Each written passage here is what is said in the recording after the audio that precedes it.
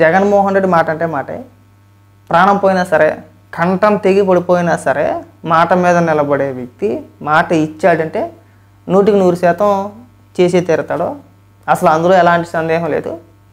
ఒక మగాడు, ధీరుడు, వీరుడు, పులివెందుల పులి, సింహం, మామూలుగా కాదు, తోకోటి తక్కువ చాలా డైలాగులు చెప్పుకొచ్చింది, కానీ అవన్నీ చెప్పే ఉద్దేశం నాకు లేదు ఇక్కడ. అయితే గతంలో జగన్మోహన్ రెడ్డి 2019 ఎన్నికల ముందు చాలా మాటలు మాట్లాడుకొచ్చాడు. ఒక్కొక్కటి వినిపిస్తా, విను రోజా, విన్న తర్వాత వీటికి కూడా సమాధానం చెప్పు. రాష్ట్రంలో ఉన్న పేదవాళ్ళందరికీ కూడా ఇల్లు కట్టించి ఇచ్చేస్తున్నాడు.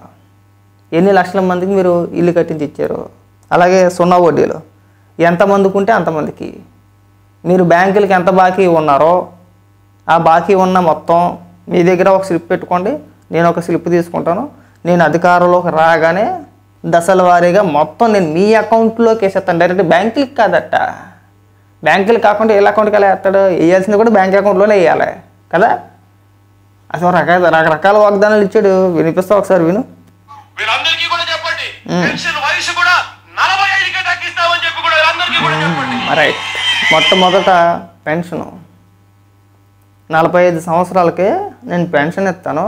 అది కూడా ఎంత పెంచి 3,000 రూపాయలు చేస్తాను. 2,000 రూపాయలు ఉన్న పెన్షన్ నేను 3,000 రూపాయలు చేస్తాను నేను అధికారంలోకి రాగానే అని చెప్పేసి అన్నాడు. ఏం చేశాడు? 45 సంవత్సరాలు పోయింది, పక్కకు పోయింది. తర్వాత ఏదో రకరకాల కారణాలు చెప్పుకొచ్చారు, పక్కన పెట్టేయండి. ఆ 250 1,000 రూపాయలు పెంచడానికి 5 ఏళ్ళు టైం పెట్టింది. అవునా? నువ్వు పూర్తిగా ఇచ్చావా? ఇవ్వాలా? ఇవాళ చంద్రబాబు నాయుడు గారు అధికారంలోకి రాకముందు ఎన్నికల ప్రచారంలో 3,000 రూపాయలు ఉన్న పెన్షన్ని 4,000 రూపాయలు చేస్తూ ఉన్నారు. రాగానే మొదటి సంతకం ఆ ఫైల్ మీదే పెట్టారు. మొదటి నెల నుంచే స్టార్ట్ చేశారు. అవునా? ఇంకా చెప్పుకుంటా పోతే బాగున్నాయి, ఇంకా చాలా వస్తాయి. ఇంకా విను రోజా. ప్రతి ఒక్కరికి కూడా చెప్పండి తల్లి, అన్న చెప్పాడు మళ్ళీ నాన్నగారి పాలన తీసుకొస్తాడు, ప్రతి పేదవాడికి ఇల్లు కట్టిస్తాడు అని చెప్పి ప్రతి ఒక్కరికి కూడా చెప్పండి తల్లి. విన్నావు కదా రోజా? ప్రతి పేదవాడికి కూడా ఇల్లు కట్టించేస్తాను అన్నాడు. ఎంతమంది కట్టించేశారు? ఎన్ని లక్షల మంది కట్టించేశారు? ఆ వివరాలు చెప్పగలుగుతారా? ఇవి మీరు ఇచ్చిన వాగ్దానాలే. నేనేం ప్రత్యేకించి కల్పించో లేదంటే ఇంకోటే కాదు. జగన్మోహన్ రెడ్డి మాట్లాడిన మాటలో 2019 ఎన్నికల ముందు ఎన్నికల ప్రచారంలో భాగంగా తన పాదయాత్ర చేసేటప్పుడు మాట్లాడిన మాటలు అవన్నీ కూడా ఇవాళకి కూడా వైఎస్ఆర్సీపీ పార్టీ అఫీషియల్ యూట్యూబ్ ఛానల్లో ఇవాళకే ఉన్నాయి. మీకు కావాలితే ఏదైనా డౌట్ ఉంటే వీళ్ళు ఒకసారి చూసుకో. నువ్వు మాట్లాడిన వీడియోలు కూడా అందులో 1,00,000 వీడియోలు ఉన్నాయి. మీరు ఒక వాగ్దానం ఇవ్వాలా, ఒక హామీ ఇవ్వాలా, 1,00,000 హామీలు ఇచ్చారు. అందులో మాట్లాడిన ప్రతిసారి కూడా ఇంక అన్నీ మనమే చేస్తాం. అమ్మ సిపిఎస్ రద్దు అన్నాడు, ఏమైంది? అయిందా? సిపిఎస్ రద్దు అవ్వలేదు. పోలవరం కంప్లీట్ చేయలేదు. అమరావతిని ఎక్కడికో తీసుకెళ్ళిపోతాడు, మొత్తాన్ని నాశనం చేసేది, పక్కన పెట్టేసేయండి. సంవత్సరం నేను జాబ్ క్యాలెండర్ రిలీజ్ చేస్తాను. ఏమీ అబ్బో చెప్పుకుంటా పోతే ఒక పూట పట్టుద్ది మీ హామీల గురించి. నెక్స్ట్ హామీ కొద్దిగా విచిత్రంగా ఉంటుంది, మామూలు కాదు. ఒకసారి విని ఇది కూడా. అంతేగా తల్లి, సున్నా వడ్డీకి కావాల్సిన మీకు ఇచ్చే డబ్బులు మీకు సున్నా వడ్డీకి కావాల్సిన డబ్బులు కూడా బ్యాంకులకు కడతాం. కాబట్టి బ్యాంకులతో మీరు చేసుకునేది మీరు ఏం చేసుకుంటారో మీరు చేసుకోండి. ఆ తర్వాత ఎన్నికలప్పుడు మాత్రం మీకు ఎంతైతే అప్పు ఉంటుందో ఆ స్లిప్ మీరు తీసుకోండి బ్యాంకుల దగ్గర నుంచి. ఆ స్లిప్ నేను తీసుకుంటాను. ఎంతైతే మీకు అప్పు ఉంటుందో ఆ అప్పును 4 దఫాలుగా నేరుగా మీ చేతికే ఇస్తాం. ఆ డబ్బుతో ఏం చేసుకుంటారో మీరు చేసుకోండి. ఆ రోజులో పెద్దగా అవగాహన లేక దీన్ని ఎవరో ట్రోల్ చేయలేదు, కానీ ఇప్పుడు అప్పు ఉన్నవాడు కాబట్టి ఎట్టోగట్ట ఆ వివరాలన్నీ కూడా బ్యాంకు నుంచి తీసుకుంటాడు. ఒకవేళ ఇప్పుడు నేనే ఉన్నాను, నేను ఒక బ్యాంకు నుంచి రుణం తీసుకున్నాను, నేను ఆ బ్యాంకుకి ఎంత కట్టాలనేది బ్యాంకుకి వెళ్ళి నేను అడిగితే నాకు ఆ సమాచారాన్ని వాళ్ళు ఇస్తారు. ఎవరు బాబు నువ్వు ఎంత తీసుకున్నావు, నువ్వు ఇంత కట్టాలి, నువ్వు ఇంత కట్టావు ఇప్పటి వరకు, ఇంకా మిగిలిన బ్యాలెన్స్ ఎంత, దానికి ఇంట్రెస్ట్ ఎంత, నువ్వు ప్రతి నెల కట్టాల్సింది ఎంత, కట్టాల్సిన తేదీ ఇది, ఈ లోపు నీ అకౌంట్లో ఇంత ఉండాలని చెప్పేసి నీట్గా వివరంగా మన అప్పు ఎంత ఉంటే అంత నీట్గా మనకు చెప్పి పంపిస్తారు. నీకెందుకు ఇస్తారు అసలు? నువ్వు ఎలా తీసుకుంటావు స్లిప్పు? అది పచ్చి అబద్ధం. అది అప్పట్లో ఎవరికి కూడా తెలియకో లేదంటే వదిలేసారి తెలియదు, కానీ అంత లేఖితనంగా మాట్లాడేవు కదా. ఎంతమందికి నువ్వు అప్పులు తీర్చేసావు, ఎన్ని లక్షల మంది తీర్చావు? ఇంకా వినిపించుకుంటా పోతే నా దగ్గర తక్కువ లెక్కతో 1 గంట వీడియో ఉంది. ఆ గంట కూడా జగన్మోహన్ రెడ్డి ఇచ్చిన వాగ్దానాలే. 1 కాదు 2 కాదు, ఆ గంట సేపు విన్నా మీకు 1/1 అన్నీ ఇలాంటి వాగ్దానాలే వస్తూ ఉంటాయి. అప్పట్లో కూడా మాట్లాడాడు కేజీ బంగారం బెంజుకారు అని చెప్పేసి. అప్పట్లో కూడా అప్పుడు ప్రభుత్వాన్ని విమర్శిస్తూ మాట్లాడాడు. అప్పుడు కూడా మాట్లాడాడు. ఇంకా విచిత్రం ఏంటంటే రోజువారీ కూలీలు, ఉపాధి హామీ పథకం ద్వారాగా రోజువారీ కూలీలు ఉంటారు కదా, వాళ్ళతోటి ఒక మీటింగ్ లాంటిది పెట్టించి వాళ్ళ చేత కూడా మాట్లాడిపించాడు. విద్యార్థుల్ని తీసుకెళ్ళాడు.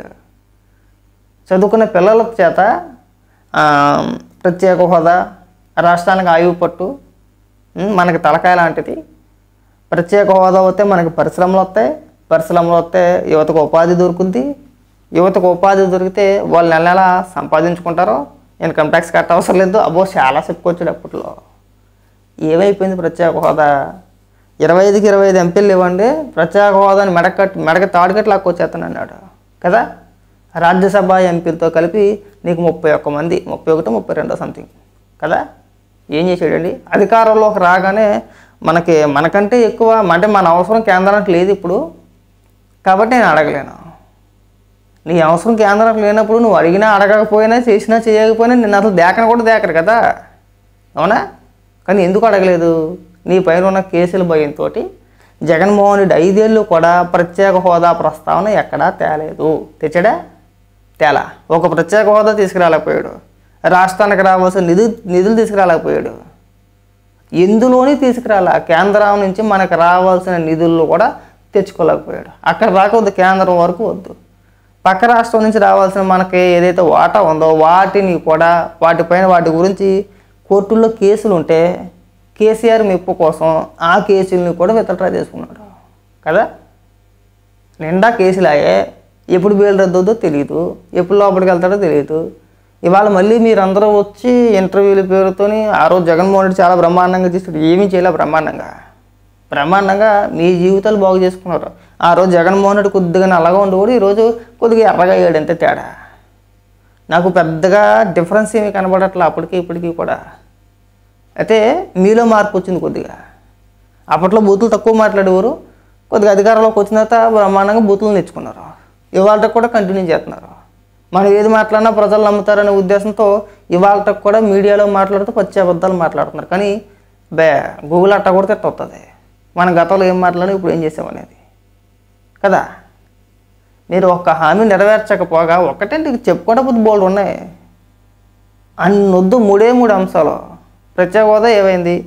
సిపిఎస్ రద్దు అన్నారు ఏమైంది? పోలవరం కడతానన్నారు ఏమైంది? ఈ 3టికి సమాధానం చెప్పండి. ఈ 3 చాలు, ఏమవుతు.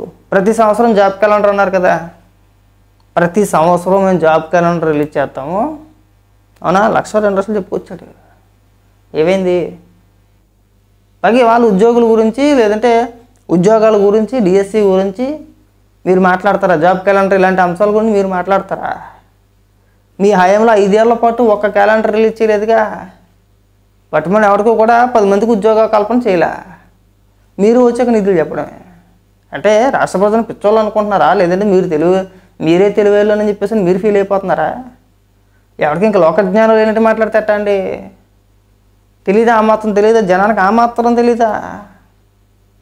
ఇవాళ వచ్చి మీరు జాబ్ క్యాలెండర్ అన్నారు కదా, అది మీకు అడిగే హక్కే లేదు. మీరు 5 ఏళ్ళు రాష్ట్రాన్ని సర్వనాశనం చేసి పెట్టున్నారు. ఒక పరిశ్రమ తీసుకురాలా, ఆ రాష్ట్ర ఆదాయం పెంచే మార్గాలు ఏమీ చూపించలా. అంటే ఆ విధంగా అడుగులు వేయలే మనం. ఎలా పోయినా పర్వాలేదు, మనకి ఓటు బ్యాంక్ రాజకీయం కావాలి. మనకి జనాలు ఓట్లు వేయాలంటే పప్పు బెల్లాలాగా సంవత్సరానికి ఒక 15,000 రూపాయలు వేసేస్తే మనం దేవుళ్ళు అయిపోతాం. ఇదే లాజిక్ అంతా కూడా. ఏదో పేరుతో సంవత్సరానికి 15,000 20,000 వేసి నడు రోడ్డు పైన మన ఫోటో పెట్టించుకొని ఓ బిందు ఫాలో చేసుకుంటే మన వెనకాల జై జగన్ అని చెప్పేసి గోలగోలు చేస్తే మనం పెద్ద సభ పెట్టేసుకొని మనం పోడింగ్ చేసుకోవాలి. రాష్ట్రం నలుమూల నుంచి తీసుకెళ్ళిపోవాలి జనాన్ని అంతా కూడా. 5 ఏళ్ల పాటు అదే కదా మనం చేస్తూ వచ్చింది అక్కడ.